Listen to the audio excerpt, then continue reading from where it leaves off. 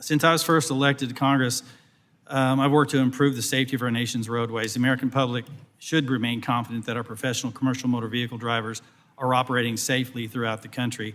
In 2011, I introduced the Safe Roads Act, which was incorporated in MAP 21, and the creation of the Federal Motor Carrier Safety Administration's National Drug and Alcohol Clearinghouse. My Drug-Free Commercial Driver Act, which was included in the FAST Act, would allow hair testing for CMV drivers, which is a much better way to ensure that habitual drug users are not operating in safety-critical roles. The Department of Health and Human Services continues to fail to implement that requirement. I'm going to continue to remind them to do their job.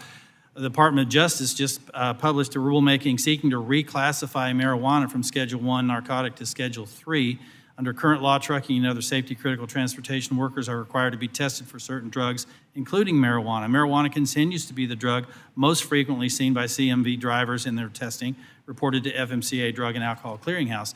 The rescheduling and deregulation of marijuana would inevitably cause the number of people driving impaired while high to grow. The American Trucking Association has transmitted 2 letters to your agency highlighting these concerns. I would ask to unanimous consent to submit those into the record. Mr. Secretary, I think it's safe to assume that the number of all impaired drivers on our roadways would increase with that ruling.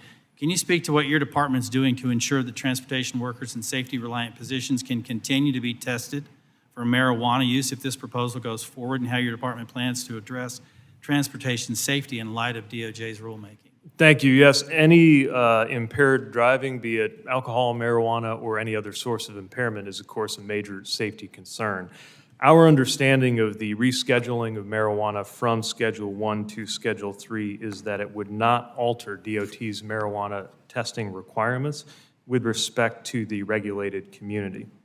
For private individuals who are performing safety-sensitive functions subject to drug testing, marijuana is identified by name, not by reference to one of those classes. So even if it moves in its classification, we do not believe that that would have a direct impact on that authority. Likewise, I should mention for federal employees, including any DOT employees who have a security clearance or a safety-sensitive position, we do not understand that to be changed, any drug testing requirement relevant to that, to be changed based on the reclassification decision. But we're continuing to evaluate any indirect impacts that it might have.